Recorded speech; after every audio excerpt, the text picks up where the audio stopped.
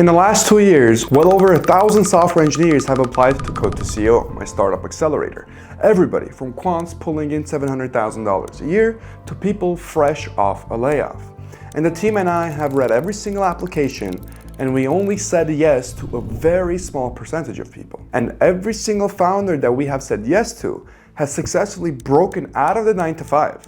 And I'm going to keep the receipts on screen while I talk. But most of the ones that I passed on are exactly where I found them. And the line between these two groups was never how good they were at coding, because half the time, the ones that I turned out were technically the better engineers. So today I'm going to give you the 5 traits that actually separate these two groups, what each one looks like in the real world, and how you can actually build it if you don't yet have that trait, because not a single one of them is technical. So trait number 1 is pain tolerance, and I don't mean in a physical sense, so not grinding out 80-hour work weeks. I mean more so, how many no's can you absorb before you quit? Because as an employee, you are pretty insulated since the paycheck lands every 2 weeks, whether the sprint went well or not. One of our founders, Ivan, is a perfect example of this. He's a senior developer all the way from Bulgaria, and when he started doing outreach, he went to something like 30 or 40 companies, walking into businesses around his home and calling owners on the phone. And out of all of that, he did not book one single sales call. And he was nervous. He was stumbling over his words, but instead of quitting, he displayed that pain tolerance that I just talked about, and he started recording every single conversation that he would go on. He started studying the objections that he kept hearing, and he started preparing properly for each one. And not too long ago, he got his first client behind him, and he has another one lined up, a pharmacy owner in Germany, who actually replied to his cold email within 2 hours asking to see more and hopping on a call with him. And I always tell all of our founders inside Code to CEO, your first client is sort of like hunting your first rabbit, because you got your own food for the first time. The next target is going to be a boar, slightly bigger, and then it's going to be a bear. But you have to understand that you'll never get to the rabbit if you tap out at all the rejections prior to that. So you need to learn to do the work separate from the emotions. And if you want to build a successful business, you need to collect no's on purpose this week, because tolerance is a muscle and reps are the only thing that are going to grow it. Trait number 2 is your floor. And personally, this is my favorite because everybody in tech is obsessed with their ceiling. How senior can I get? How high can my compensation go? Nobody ever asks about their floor. And the floor is the standard that you refuse to drop below on your worst week. And I got to watch this one live pretty recently because Joey, one of our other founders, actually based out of Southern California, recently got laid off of his 9-to-5, and pretty much nothing in his week actually changed. He'd already spent 2 months showing up to the same exact chamber events, building relationships. He would do 3 networking events in a single day if he had to. And the week the layoff hit, he was busy locking down a hotel venue for a paid event that he's hosting for 25 to about 30 business owners. So even though the paycheck disappeared, the standard did not move an inch, because at the end of the day, the person that's going to give you money is going to be another human being.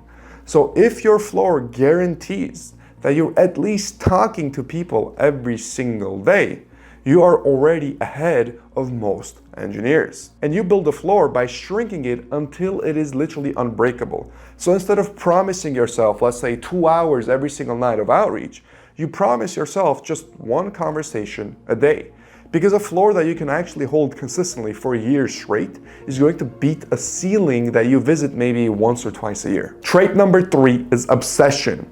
But here's the nuance, because most engineers already have this one. They've just got it pointed at the completely wrong things. Most of the time they have it pointed at the product or the code instead of the customer. And Tufik is what it looks like when it's aimed at the customer. So he joined the BNI chapter with 72 members in it, and is applying to 3 more industry associations on top of that. He recently traveled to Chennai from Bangalore just to sit across from a manufacturing owner in person to have that conversation with him.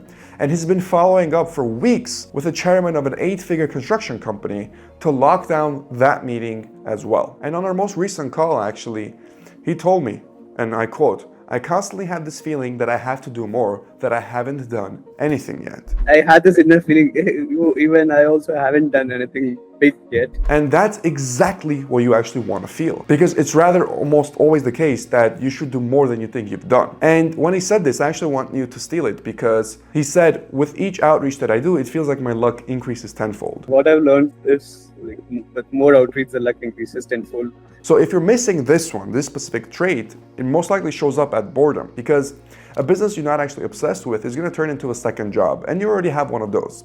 So you need to pick something that you genuinely cannot stop thinking about, which is exactly why your unfair advantage, so the overlap of your location, your network, and your experience, matters so much. And really quickly, if you want help pointing that obsession at a problem that actually pays you, that is what I'm going to walk you through on my live workshop on August 30th, 11 a.m. Pacific Standard Time, on how you can make money with a SaaS completely from scratch. Sign up down below completely for free, workshop.codeceo.com. Grab a seat when the video's done, and I'll see you there. But for now, stay with me, because this next trait is the one that actually filters out most of the applications that we go through. And that is, trait number 4 is comfort in discomfort. And this is different from pain tolerance, because if pain tolerance, we're going to describe it as taking hits, this one is more so about walking towards them on purpose. Prime example of this is Dom, one of our founders from Code to CEO based out of Vegas. When Dom was setting up his first live event out in Vegas, he told me straight up that it was nerve-wracking. Like, I haven't done one of these before,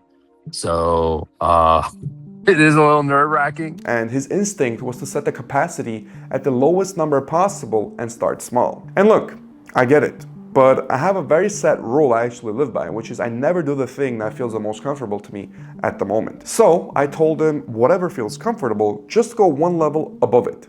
And to his credit, he sat with that thought for a second and said, you know what, a bigger crowd would definitely make me more nervous and make me more uncomfortable. So maybe I should set that as a target. But yeah, in terms of uncomfortableness, I think a bigger crowd would definitely make me more uncomfortable. So maybe that's the target. And that is the trait working in real time. You see, your whole career as a software engineer has trained you to stay where you're already competent, because that's literally what you got hired for. But the first year of a business is going to be one long stretch of being a beginner again in a lot of things, with a sales calls that you're gonna fumble, with the pricing you're gonna guess at. So if this one thing's missing, you're gonna recognize it as waiting. One more course, one more car, one more certification, one more month of getting ready, one more this. So this week, take whatever you were already planning to do and run the version that's one level above comfortable for you. And last but not least, trait number 5 is what you are actually doing when nobody is watching. Because at the end of the day, this is the one an application cannot hide. Your boss sees the sprint and LinkedIn sees the promotion, but nobody actually sees what you are doing Tuesday night when nobody's watching you and you're in your room. And Tuesday night when nobody's watching you is where this whole thing actually gets decided. So Paul, one of our longest running founders based out of the US, tracks his entire week in an hour-by-hour time audit. And every 15-minute block is accounted for. And when him and I went through it together, there were only about 4 hours in the entire week that he couldn't explain to me. Keep in mind, no client asked him to do that. No client ever sees that spreadsheet. And that private discipline is exactly why he's sitting at a consistent $50,000 a month today. And here's my favorite part about all of this. Because literally, a pizzeria deal that he'd been working on went completely quiet on him about 4 months ago. And whenever the owner finally came back around, Paul closed that same person at about $30,000 plus 30% equity in the business, when the original conversation was about $10,000 and 5% equity in the business. So the invisible hours that Paul spent are where that outcome got built. So the fix here is simple to say, but hard to do, because whatever you did last Tuesday at 9 p.m. is actually going to be your real trajectory. And if you change Tuesday, you can change that same exact trajectory. That's where everything compounds. So that's really the pattern that we've observed from well over 1,000 applications. Pain tolerance keeps you in a game long enough such that your work compounds and you see a result. Your floor keeps it moving on a bad week such that you don't give up. Obsession picks the correct target for you to chase.